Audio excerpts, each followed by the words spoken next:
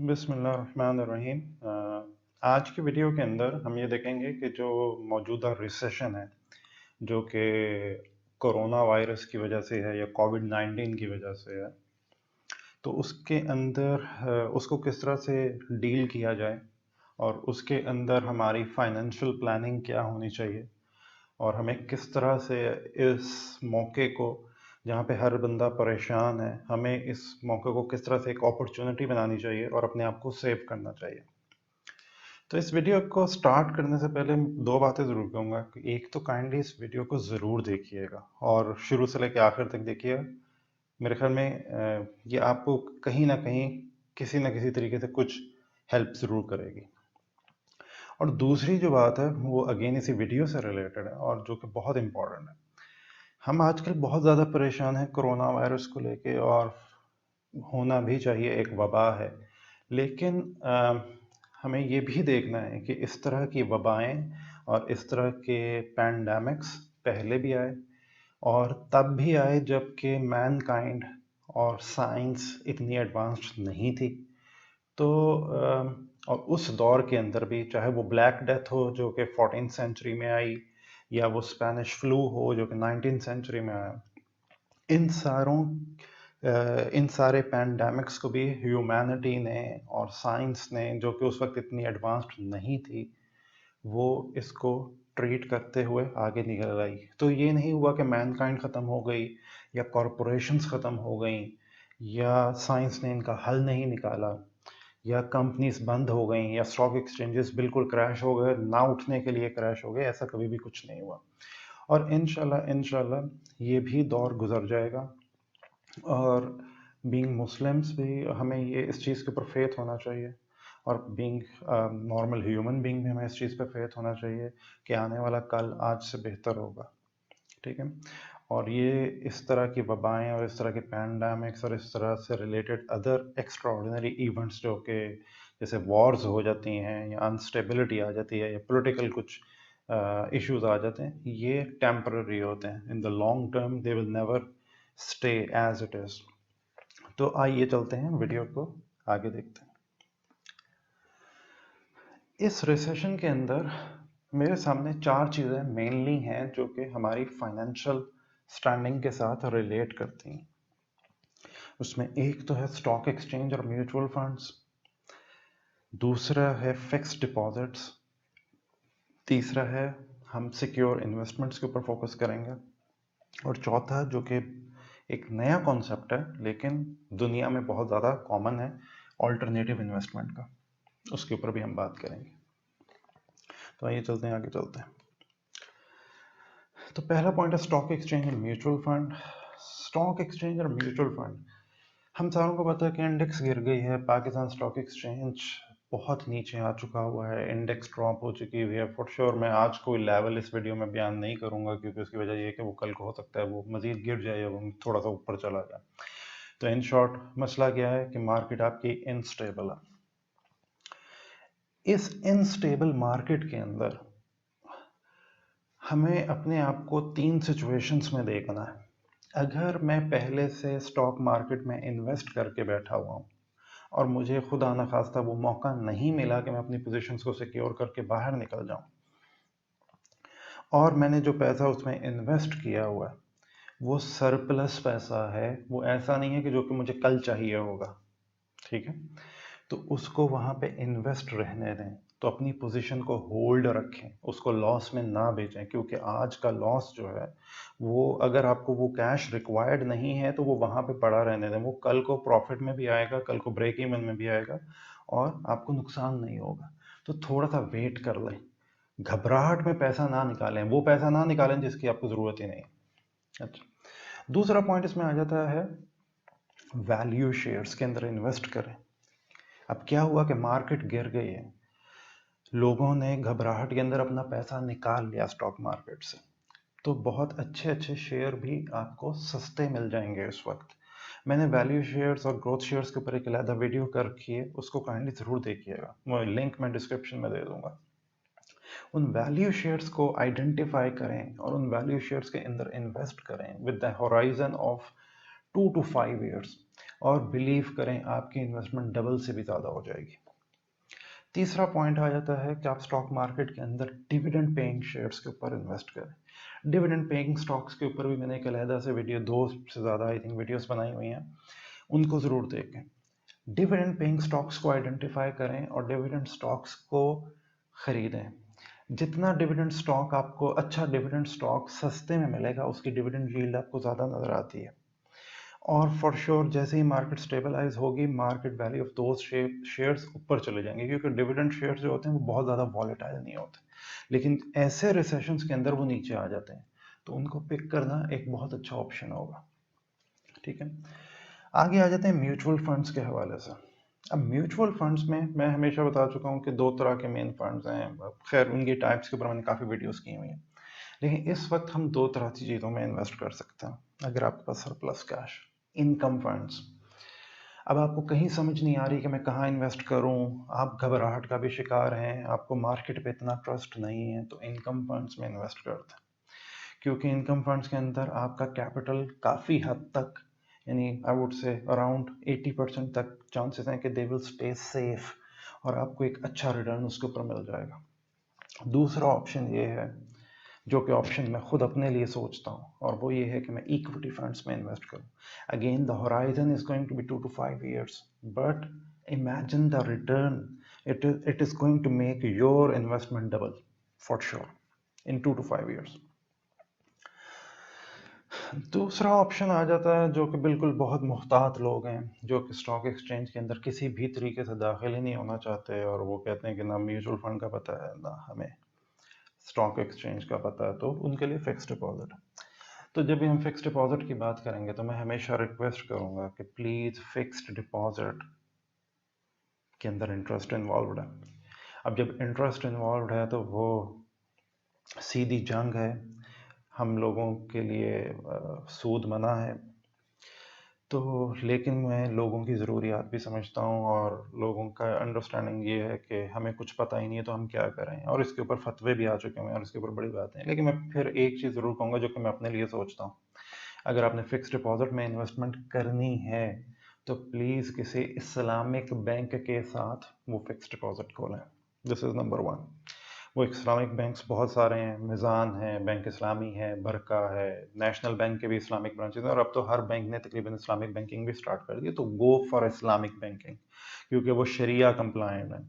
ठीक है, तो आपका अल्लाह ताला के साथ जंग या उसके नबी के साथ जंग नहीं है। यहाँ पे आपको फिक्स्ड टर्म डिपॉजिट खोलना है तो इस्लामिक बैंक के साथ खोलना है। दूसरी बात जो है, जब आप फिक्स डिपॉजिट की तरफ जा रहे हैं तो उस फिक्स डिपॉजिट के अंदर इन्वेस्ट करें। उनके डिफरेंट कैटेगरीज होती हैं टर्म डिपॉजिट्स की, तो उस टर्म डिपॉजिट में जाएं जिसका टेन्योर, जिसके टाइम फ्रेम 1 साल हो, और जो कि मंथली आपको प्रॉफिट पे कर रहा हो।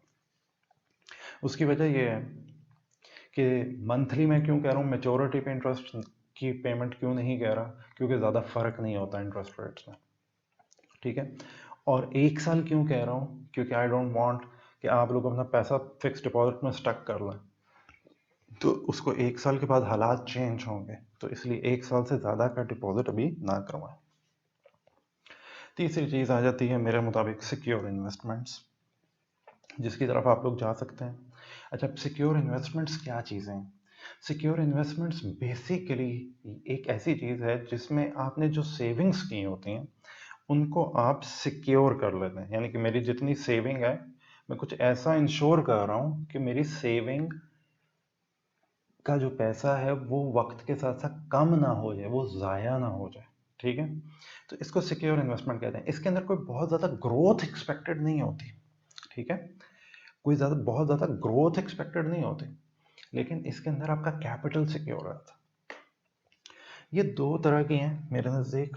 एक तो है आप गोल्ड और सिल्वर। अब यहाँ पे गोल्ड और सिल्वर की यहाँ पे बात कर रहा हूँ तो मैं ज्वेलरी की बात नहीं कर रहा, मैं बुलियन की बात कर रहा हूँ। और gold and silver Boolean means आप उनकी बार्स खरीद लें, उनके कॉइन्स भी मिलते हैं बाहर तो, लेकिन गोल्ड एंड सिल्वर की बार्स खरीद लें।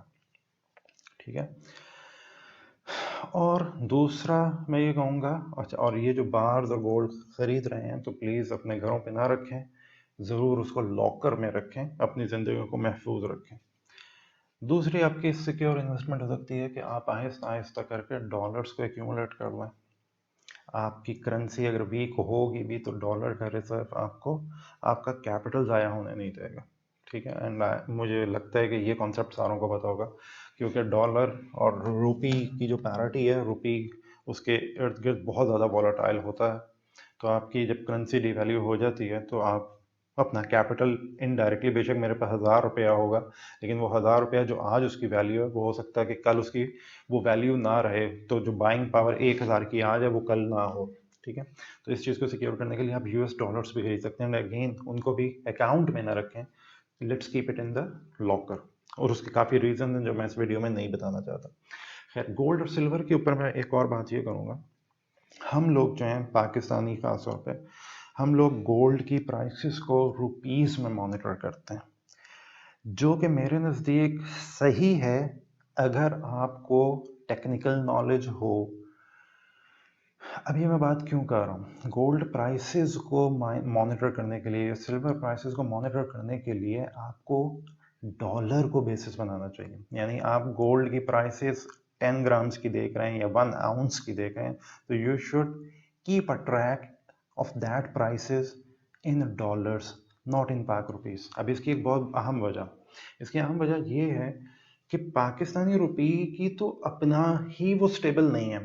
तो पहली बात है कि हो सकता है कि गोल्ड की प्राइस सेम हो, लेकिन क्योंकि डॉलर के अगेंस्ट पाकिस्तानी रुपी अगर डी वैल्यू हो जाएगा, ठीक है, तो गोल्ड प्राइस ऑटोमेटिकली इंक्रीज हो जाएगी। लेकिन गोल्ड मार्केट के अंदर, कमोडिटी मार्केट के अंदर गोल्ड महंगा नहीं भी हुआ, लेकिन फिर भी क्योंकि डॉलर के अगेंस्ट रुपी वीक हो गया तो आपका गोल्ड महंगा हो गया। तो ये चीज़ जो है, इसको समझने के लिए अगर आप गोल्ड की इन्वेस्टमेंट करना चाहते हैं तो please keep gold and silver prices track in US dollars, ताकि आपको पता चले कि गोल्ड प्राइसेस में एक्चुअल मूवमेंट क्या आ रही है। अगर आप पाक रुपए में करेंगे तो जो डॉलर के अगेंस्ट भी उसकी मूवमेंट आ रही है वो भी आप गोल्ड को असाइन कर देंगे, जबकि ऐसा नहीं होगा। आई होप कि मैं क्लियर कर पाया हूँ। अच्छा जी, लास्ट पॉइंट जो कि मैं टच दे रहा हूँ आपको इसका, और बहुत फेवरेट पॉइंट है मेरा, इसके ऊपर मैं मज़ीद वीडियोस इंशाल्लाह कमिंग डेज के अंदर बनाऊंगा। ये है ऑल्टरनेटिव इन्वेस्टमेंट। अब ऑल्टरनेटिव इन्वेस्टमेंट क्या होती है? बेसिकली ऑल्टरनेटिव इन्वेस्टमेंट जो है ना, ये वो इन्वेस्टमेंट है जो कि कहा जाता है कि अगर आपके पास काफ़ी सारा कैपिटल हो, आपके पास एक्सेस सेविंग हो, ठीक है, आपने, और आप एक परफेक्ट किस्म के इन्वेस्टमेंट प्रोफेशनल हो, या आपका इन्वेस्टमेंट पोर्टफोलियो बड़ा परफेक्ट किस्म का हो, यानी आपने गोल्ड में भी एक रीजनेबल अमाउंट की हुई है इन्वेस्ट, रियल एस्टेट में भी की हुई है, स्टॉक्स में भी की हुई है, म्यूचुअल फंड्स में भी की हुई है, स्टिल आपके पास पैसा है, तो कहाँ इन्वेस्ट किया जाए? तो ये बेसिकली रिस्क प्रोफाइलिंग के लिए होती है कि रिस्क को डिस्ट्रीब्यूट कर दिया जाए। तो ये ऑल्टरनेटिव इन्वेस्टमेंट्स ओरिजिनेट होते हैं। ठीक है। खैर, तुम लेकिन इस कॉन्सेप्ट को हम लोअर लेवल पे भी अप्लाई कर सकते हैं। जरूरी नहीं है कि मेरे पास बिलियंस ऑफ डॉलर्स हो या बिलियंस ऑफ रुपीज हो तो मैं ऑल्टरनेटिव इन्वेस्टमेंट की तरफ जाऊंगा। बदकिस्मती सिर्फ ये है कि पाकिस्तान जैसे मुल्क के अंदर अ, हम लोग इतनी अच्छी रेगुलेशंस नहीं कर सके, जो कि पूरे यूरोप में हैं, पूरे अमेरिका में हैं, और मिडल ईस्ट में आ चुकी हैं अब, लेकिन पाकिस्तान में नहीं है। इवन आई नो इंडिया के अंदर भी हैं, लेकिन पाकिस्तान में ऐसा नहीं है। और इसके ऊपर स्टेट बैंक को देखना चाहिए आई बिलीव, और एससीसीपी को कुछ करना चाहिए। खैर, ये ऑल्टरनेटिव इन्वेस्टमेंट्स के ऊपर मैं थोड़ा सा भी आपको ब्रीफ दे रहा हूँ। इसके अंदर दो तरह की मेन ऑल्टरनेटिव इन्वेस्टमेंट्स हैं। एक है पीयर टू पीयर लेंडिंग जिसे कहते हैं। अच्छा, अब पीयर टू पीयर लेंडिंग को लेके प्लीज ये ना कहिएगा कि अहमद अभी तो कह रहा था कि फिक्स डिपॉजिट नॉन शरिया कंप्लायंट है तो उसमें ना करें, और कराना है तो इस्लामिक, और यहाँ पे अहमद कह रहा है पीयर टू पीयर लेंडिंग पे चले जाओ।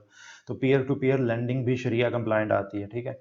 अब पीयर टू पीयर लेंडिंग क्या है? पीयर टू पीयर लेंडिंग ये है कि अगर मुझे लोन चाहिए और मैं बैंक के पास जाता हूँ, तो मुझे वो लोन बहुत महंगा, सॉरी, वो मुझे लोन रीजनेबल प्राइस पे तो मिल जाएगा, लेकिन हो सकता है उनके जो प्रोसीजर्स हैं और उनकी जो डॉक्यूमेंटेशन है, ये मेरी कंपनी नहीं है, तो मुझे वो लोन आसानी से ना मिले। लेकिन पीयर टू पीयर लर्निंग के अंदर क्या है कि पीयर टू पीयर लर्निंग में मुझे अगर लोन चाहिए तो मैं अपने एक दोस्त के पास गया, या मैं एक ग्रुप के पास गया, या पूल ऑफ इन्वेस्टर्स के पास गया, और मैंने उनको अपना बिजनेस प्लान दिखाया, मैंने उनको बताया कि मैं इतनी देर में आपसे लोन जो ले रहा हूँ इतनी देर में पे बैक कर दूंगा, मेरा बिजनेस प्लान ये है, मेरी एसेट्स ये हैं, ये मेरी सारी चीज़ें हैं, ठीक है।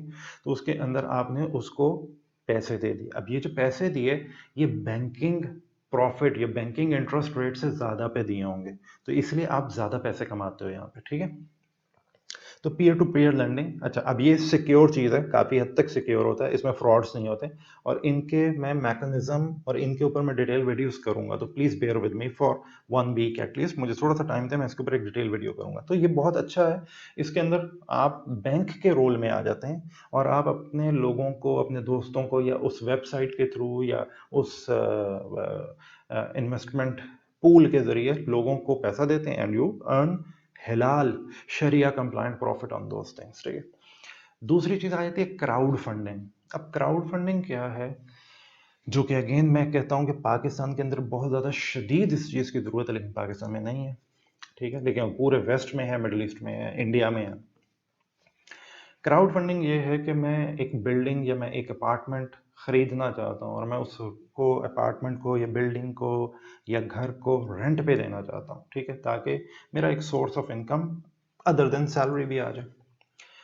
लेकिन अब मैं सैलरी के ऊपर वो नया घर नहीं खरीद सकता जिसको मैं रेंट पे देना चाहता हूँ ताकि मुझे एक और इनकम आने लग जाए, ऐसा नहीं है।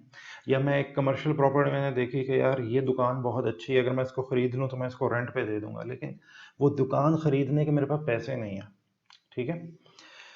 क्राउड फंडिंग के अंदर क्या है कि आपके पास एक ऐसा नेटवर्क है लोगों का, जहाँ पे 25 से 30 लोग या 100 लोग या 1000 लोग या 2000 या 1 लाख लोग इकट्ठे होंगे और एक एसेट को खरीद लेंगे।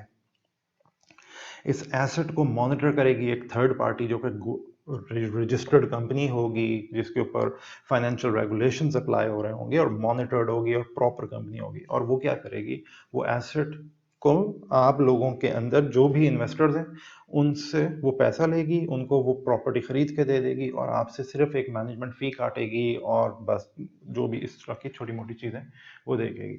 अदर देन दैट सारा जो रेंट आएगा या जो भी उसका अर्निंग होगी वो आप में डिस्ट्रीब्यूट हो जाएगी। तो ये होती है क्राउड फंडिंग। तो ये पीयर टू पीयर लेंडिंग और crowd funding basically alternative investments हैं। इनकी मज़ीद डिटेल्स में जाऊंगा। पाकिस्तान में ये इंस्टीट्यूशंस नहीं हैं, लेकिन गुड न्यूज़ है कि अगर आप पाकिस्तान में हैं, आप बाहर के मुल्कों में इन्वेस्ट कर सकते हैं। और मैं क्योंकि खुद एक ओवरसीज पाकिस्तानी हूँ, तो आई नो, मैंने खुद इन्वेस्ट किया हुआ, तो I will be sharing my own experiences with you on this. तो आज की वीडियो यहाँ पे ख़त्म करते हैं। अगर आपने मेरी वीडियो शुरू से लेकर आखिर तक देखी है तो उम्मीद करता हूँ कि आपको वो वीडियो अच्छी लगी होगी। काइंडली मेरे चैनल को सब्सक्राइब करें और मेरी वीडियोस को लाइक करें, नोटिफिकेशन को ऑन कर दें।